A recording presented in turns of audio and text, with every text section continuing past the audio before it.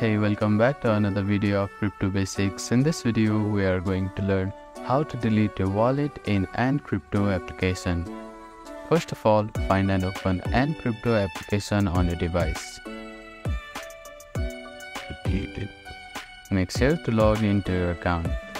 Now, at the top left corner of the screen, you can see profile icon. Click on it. Here, you can find Manage Wallet tab.